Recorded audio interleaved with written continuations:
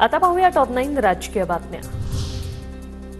लोकसभा निवडणुकीत बंडखोरी केलेल्या विशाल पाटलांची काँग्रेसकडून आयोजित स्नेहभोजनाला हजेरी। विश्वजित कदमही उपस्थित, पण सांगलीचे महाविकास आघाडीचे उमेदवार चंद्रहार पाटलांची अनुपस्थिती। गल्लीपासून दिल्लीपर्यंत काँग्रेस गद्दार आहे याचाच पुरावा स्नेहभोजनातून दिसला। विशाल पाटील आणि पृथ्वीराज पाटलांची काँग्रेसमधून हाकलपट्टी करा, नाहीतर आगामी विधानसभेला सांगलीत महाविकास आघाडी राहणार नाही। ठाकरे गटाच्या संजय विभूतेंचा काँग्रेसला इशारा। सांगलीत काँग्रेसचा ठाकरे गटाला कधीच पाठिंबा नव्हता। काँग्रेसच्या सर्व कार्यकर्त्यांनी विशाल पाटलांचं काम केलं, शिंदे गटाच्या संजय शिरसाट यांचा दावा।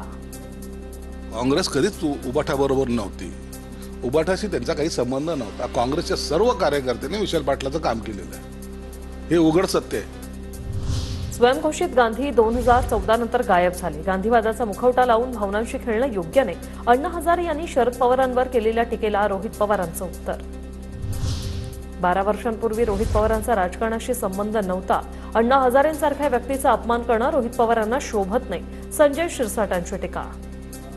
माणूस जर राष्ट्रहिताच्या गोष्टी करत असेल, आपल्या देशाच्या बद्दल जर तो स्वाभिमान बाळगून काही आंदोलन करत असेल, इतक्या मोठ्या चांगल्या नेत्यांचा अपमान करणं हे त्यांना शोभत नाही। रोहित पवार आजोबांच्या वयाचा विचार न करता त्यांना राबवून घेतात। रोहित पवारांनी अण्णा हजारेंवर केलेल्या टीकेवरून राष्ट्रवादीच्या उमेश पाटलांचा निशाणा।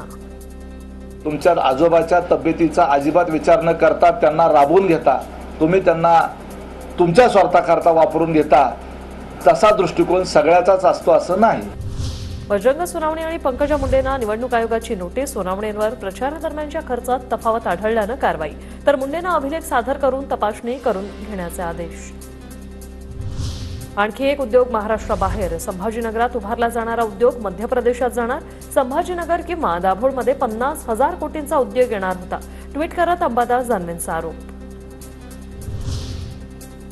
गुंतवणूक आणून उद्योगधंदे उभे करण्यात महाराष्ट्र नंबर 1 आहे। अंबादास दानवेंच्या आरोपांवर आशिष शेलार यांचं उत्तर।